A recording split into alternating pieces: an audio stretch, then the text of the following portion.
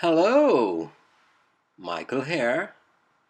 Looking at Psalm 64 today for our meditation, focusing on verse 7 through to 10 for the exposition. This psalm, which may be subtitled, Hide Me from the Wicked. Let's go ahead and read the psalm in totality first. Verse 1. Hear my voice, O God, in my prayer. Preserve my life from fear of the enemy. Hide me from the secret counsel of the wicked, from the insurrection of the workers of iniquity, who whet their tongues like a sword, and bend their bows to shoot their arrows, even bitter words, that they may shoot in secret at the perfect. Suddenly do they shoot at him, and fear not. They encourage themselves in an evil matter. They commune of lying snares privily. They say, Who shall see them? They search out iniquities. They accomplish a diligent search, both the inward thought of every one of them and the heart is deep. But God shall shoot at them with an arrow suddenly, shall they be wounded. Verse 8. So they shall make their own tongue to fall upon themselves. All that see them shall flee away. Verse 9. And all men shall fear and shall declare the work of God, for they shall wisely consider of his doing. And verse 10. The righteous shall be glad in the Lord, and shall trust in him, and all the upright in heart shall glory. And as we look at the expositions from the Treasury of David, we see that the focus is individually on verse 7, 9, and 10. Let's go ahead and read verse 7 again. But God shall shoot at them with an arrow, suddenly shall they be wounded. Spurgeon pens. But God shall shoot at them with an arrow. They shot and shall be shot. A greater archer than they are shall take sure aim at their hearts. One of his arrows shall be enough, for he never misses his aim. The Lord turns the tables on his adversaries, and defeats them at their own weapons. Suddenly shall they be wounded.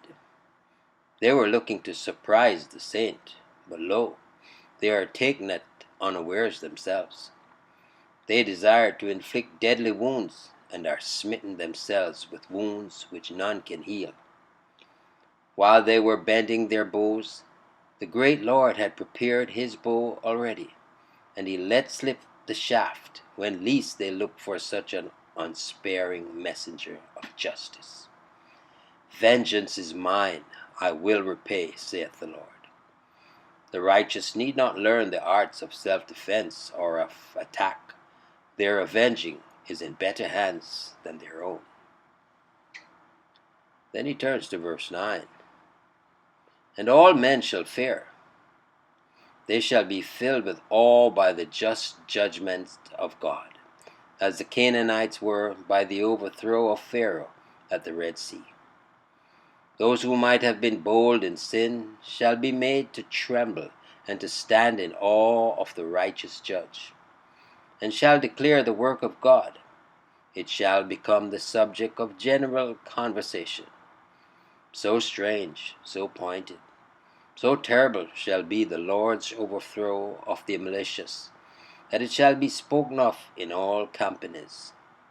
They sinned secretly, but their punishment shall be wrought before the face of the sun, for they shall wisely consider of his doing. The judgments of God are frequently so clear and manifest that men cannot misread them, and if they have any thought at all, they must extract the true teaching from them. Some of the divine judgments are a great deep, but in the case of malicious persecutors, the matter is plain enough, and the most illiterate can understand. And verse 10 that reads, The righteous shall be glad in the Lord, and shall trust in him, and all the upright in heart shall glory. The righteous shall be glad in the Lord, admiring his justice and fully acquiescing in its display. They shall also rejoice at the rescue of injured innocents, yet their joy shall not be selfish or sensual, but altogether in reference to the Lord, and shall trust in him. Their observation of providence shall increase their faith, since he who fulfills his threatenings will not forget his promise. And all the upright in heart shall glory. The victory of the oppressed shall be the victory of all upright men. The whole host of the elect shall rejoice in their triumph of virtue. While strangers fear, the children are glad in view of their Father's power and justice. That which alarms the evil cheers the good. Lord God of mercy, grant to us to be preserved from all our enemies and saved in thy Son with an everlasting salvation. O glory to our God, who sits high and looks hold, and has ready an arrow for the hearts of the wicked. Trust you enjoy the meditation. Michael here declaring yet again, Jesus is Lord. Until next time, be blessed.